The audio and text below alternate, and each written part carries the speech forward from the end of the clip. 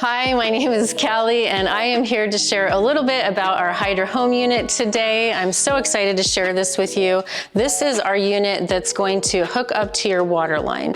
So with your purchase, you are going to get about 6 feet of free tubing that's going to come with that. We do that so that you can cut that to your specifications. Likely that tubing is going to connect to a push connector that looks just like that.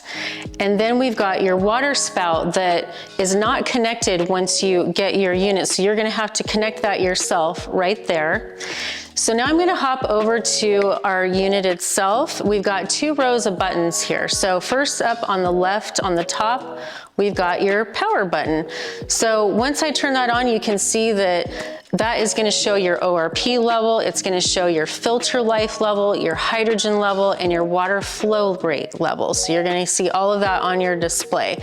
Next over here on the right, we've got our cleaning button.